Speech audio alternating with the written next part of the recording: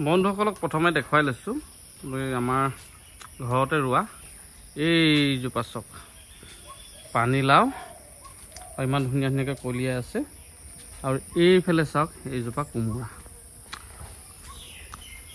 চক কিমান ধুনীয়াকৈ কোমোৰাবিলাক লাগি আছে শাৰী শাৰীকৈ এই দেখিছেনে আৰু কলি কলি কলি কলি চাৰিওফালে কলি আচলতে কষ্ট কৰিলে যিকোনো ফল পাব পাৰি নহয় জানো এই চাওক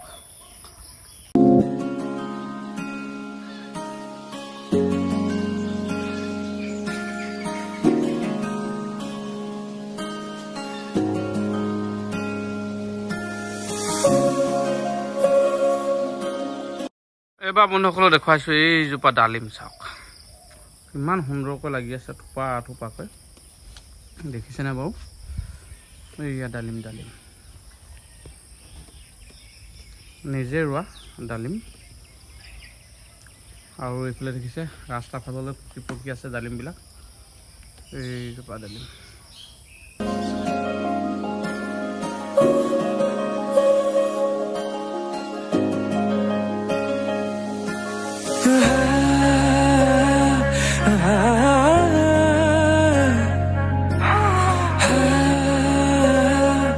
এবাৰ ডালিমৰ পাছতে দেখুৱাইছোঁ এইজোপা গোল নেমু দেখিছেনে ইমান ধুনীয়াকৈ আৰু এইবিলাক যে দেখুৱাই আছোঁ এইবিলাক হৈছে মই নিজে ৰোৱা কিমান সুন্দৰকৈ লাগি আছে থোপা থোপাকৈ লাগি আছে গোল নেমুবিলাক দেখিছেনে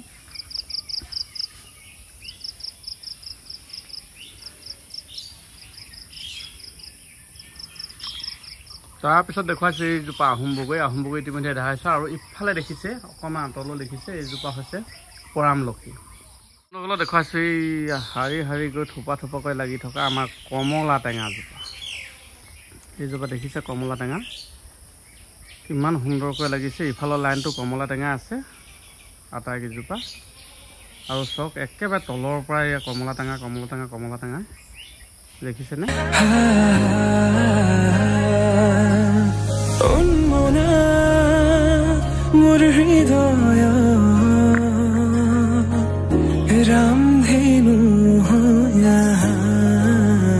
নমস্কাৰ বন্ধুসকল জয় জয়তে সকলোকে NB Assam 87 ইউটিউব চেনেললৈ স্বাগতম জনাইছোঁ আৰু আপোনালোকক দেখুওৱা ঘৰতে ফল মূল শাক পাচলি যি বাৰীখন আচলতে মই ঘৰত কৰ্ম কৰি ভাল পাওঁ মানে এইবিলাক আৰু চব্জি পাচলি কিবা কিবিবিলাক আৰু জানে মই খেতিৰ লগত ব্যস্ত হৈ বহুত বেছি ভাল পাওঁ আৰু সেয়াই তাৰ কিছু পৰিৱেশ দেখালোঁ সেইখিনিলৈকে বাৰু ঠিকে আছে কিন্তু এতিয়া আপোনালোকক দেখুৱাব লৈছোঁ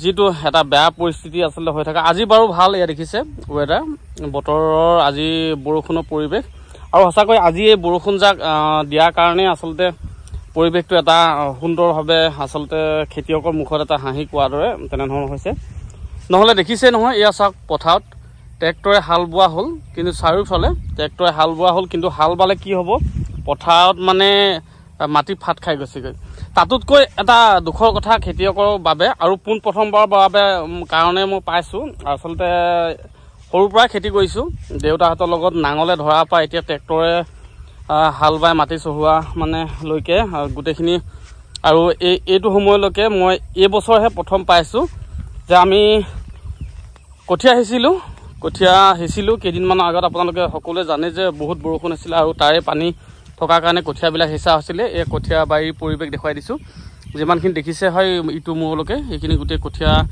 পাৰিলোঁ কিন্তু বৰ দুখৰ কথা কঠীয়া আপোনাৰ পৰাৰ পাছত কঠীয়া মানে বাৰী মাটি ফাট মেলি গৈছে আৰু সেই ফাট মেলি যোৱাৰ কাৰণে প্ৰথমবাৰৰ বাবে কঠীয়া পৰাৰ পাছত মটৰ লগাই আকৌ সেই কঠীয়া পৰাত মানে পানী দিব লগা এটা পৰিৱেশ এইটো বছৰ হৈছে সঁচাকৈ বতৰৰ কিনো এনেকুৱা ঈশ্বৰৰ কিনো লীলা কোৱা ধৰণে বতৰৰ যে ইমান এটা বেয়া এটা পৰিৱেশ ৰ'দ দিলে ৰ'দে দি থাকে মানে একেবাৰে আপোনাৰ কাপোৰ কানি পিন্ধিব নোৱাৰা এটা অৱস্থা কৰি দিয়ে ঘৰৰ পৰা ওলাব নোৱাৰা অৱস্থা যিকোনো কৰ্মলৈকে মানুহে ওলাই যাব নোৱাৰা এটা অৱস্থা আৰু পথাৰ একদম ফাট মেলি থকা অৱস্থা আৰু যেতিয়া বৰষুণ দিয়ে একেৰাহে বৰষুণেই মই সেইটো কাৰণে ভাবিলোঁ যে ভিডিঅ'টো প্ৰস্তুত কৰোঁ আচলতে দেখিছে পোন প্ৰথমবাৰৰ বাবে মানে আপোনাৰ কঠীয়া বাৰীত এনেধৰণে মাটি ফাট মেলি গৈছে। ফাটটো আগতেও মেলে, কিন্তু নিয়মীয়াভাৱে বৰষুণ পৰি থকাৰ ফলত মানে যে পানী আকৌ কঠীয়া সিঁচা আপোনাৰ গজালি ওলোৱা কঠীয়াখিনিত মানে মটৰ দি বা এনেকৈ পানী ব্যৱস্থা মেচিন দি আকৌ কৰিবলগীয়া নহয়। কিন্তু এই বছৰ পোন প্ৰথমবাৰৰ বাবে পাইছোঁ। আৰু বন্ধুসকল জনাবচোন, আপোনালোকেও নিশ্চয় আমাৰ ভিউৱাৰ্ছসকলৰ মাজতে আছে খেতি বাতিৰ লগত জড়িত হৈ থকা আমাৰ বন্ধুসকল। আপোনালোকৰ ফালেও এনেকুৱা ধৰণৰ বাৰু পৰিস্থিতি সন্মুখীন হৈছেনে? আপোনালোকে দেখিছে ইতিমধ্যে জেঠ এতিয়া আহাৰ সোমাবলৈ হ'ল। আহাৰ সোমাব হোৱাৰ লগে লগেতো কঠীয়া এতিয়া আৰু সিঁচাৰ টাইম নাথাকেই, তথাপিতো ইতিমধ্যে মানে জেঠ মাহতে কঠীয়া শেষ কৰিব লাগে। আৰু দেখিছে চব পথাৰৰ অৱস্থা, যিমান দেখি আছোঁ গোটেই পথাৰৰ অৱস্থা এনেকুৱা ধৰণৰ, মানে ক'তো পানী নাই। কিন্তু সুখৰ খবৰ যে আজি বৰষুণ জাকৰ কাৰণে কঠীয়াবিলাকো ভাল হ'ব সেয়া আশা কৰিছোঁ। কাৰণ কেলৈ ফাট মেলি থকাত মানে পানী সোমাই গৈছে দেখিছোঁ আপোনালোকৰ পৰিৱেশ দেখুৱালৈ। আৰু পথাৰতো যিবিলাক ট্ৰেক্টৰ আছিলে, যিখিনি চহাই থোৱা মাটি আৰু ট্ৰেক্টৰ ৰাস্তাবিলাকত দেখিছেনে পানী হৈছে। আৰু এইখিনি পানী এবাৰ কাম কৰিব আৰু ইয়াৰ পাছত নিশ্চয় আশা কৰিম ভাল এজাক বৰষুণ পৰিব, বতৰ সলনি হ'ব, ভাল হ'ব। আমাৰ কৃষিৰ লগত যিখিনি জড়িত হৈ আছে, আমাৰ কৃষি কৰ্মৰ লগত যাতে সকলোৱে এটা নিশ্বাস পেলাব পাৰে, সেইটোৱে। আৰু খেতি আৰু বন্ধুসকল খেতি কৰি ভাল পাওঁ এইটো কাৰণে কৈছোঁ যে শাওনৰ মাজত শাওনৰ পথাৰৰ যিটো বোকা মাটি গোন্ধ, যিটো আচলতে বোকা মাটিৰ লগত যিখিনিয়ে জড়িত হৈ থাকে, সঁচাকৈ সেইখিনি ভাল লাগে। কেৱল যে অকল ধাননি পথাৰত বা অকল ৰুই থৈ দিয়া পথাৰখিনিত গৈ পিনে এটা মানে চেলফি মাৰিলেগৈ নহ'ব। যিখিনিয়ে বোকা পানীৰ লগত জড়িত হৈ থাকে সেইসকলে নিশ্চয় গম পায়। সঁচাকৈ মই যথেষ্ট ভাল পাওঁ মানে পথাৰৰ বোকা মাটি। আৰু আঘোণ মাহৰ ধানৰ পথাৰত লাগিলে ঘাম ওলাই যাওক, ধান পাতে কাটি ৰাঙলী কৰি দিয়ক, আৰু সেয়াই। কিন্তু এনেধৰণৰ যদি পৰিস্থিতিত মানে সন্মুখীন হ'ব লগা হয় বহুতো দুখ লাগে। সেইকাৰণে তাৰ পৰিৱেশ দেখুৱাবৰ কাৰণে ভিডিঅ'টো প্ৰস্তুত কৰিলোঁ। আৰু আমাৰ গাঁওখনৰ পৰিৱেশটো এয়াই দেখিছে, মই চাৰিওফালে দেখুৱাই দিছোঁ। এনেধৰণে সকলোৱে খেতি মাটিৰ লগতে জড়িত হৈ থাকে, বাম খেতি হওক, দ খেতি হওক। আৰু এতিয়া এই পথাৰৰ অৱস্থা দেখুৱালোঁ আপোনালোকক। আৰু বন্ধুসকলে যিসকলে বন্ধুৱে কৃষিৰ লগত জড়িত হৈ থাকে কমেণ্ট এটা দিব, কাৰণ আমাৰ খেতিয়ক জিন্দাবাদ, নহয় জানো? আৰু খেতি কৰাৰ কাৰণেতো আমাৰ সকলোৱে খাদ্য সম্ভাৰবিলাক পায়। যিমানেই চহৰত নাথাকক, আমাৰ খেতিয়কৰ আমাৰ কষ্টৰ কাৰণে আজি সকলোৱে চব্জি পাচলি পাই হওক বা ধান মুঠি চাউল মুঠিকৈ পায়, নহয় জানো? সেয়াই আৰু সেইটো কাৰণে মই ভাল পাওঁ খেতিৰ লগত জড়িত হৈ। আৰু আচলতে কৰিব লাগে খেতিটো, নিজৰ স্বাস্থ্যৰো ভাল হৈ থাকে। অকণমান ছালখন ক'লা পৰে, সেইটোত কোনো একো নাই ক'ব লগা। কিন্তু সেয়াই বৰ এটা দুখ লগা পৰিৱেশ কঠীয়া বাৰীৰ, সেয়া দেখুৱাবৰ কাৰণে ভিডিঅ'টো প্ৰস্তুত কৰিলোঁ বন্ধুসকল।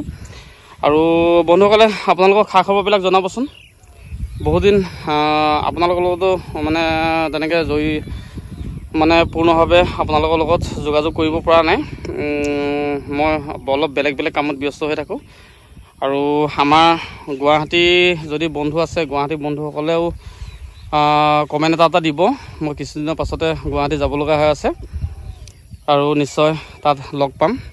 আৰু সেয়াই বন্ধুসকল, ভিডিঅ'টো অকণমানকৈ আপোনালোকলৈ আগবঢ়ালোঁ। নিজেই ঘৰতে কৰা কিছুমান ফল মূলৰ পৰিৱেশ দেখুৱালোঁ।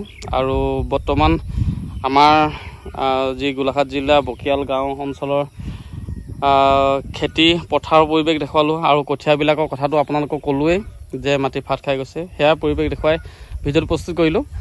গতিকে ভিডিঅ'টো চাই কেনে পালে নিশ্চয় জনাব।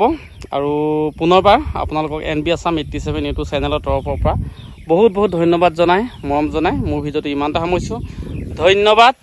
জয় আই অসম।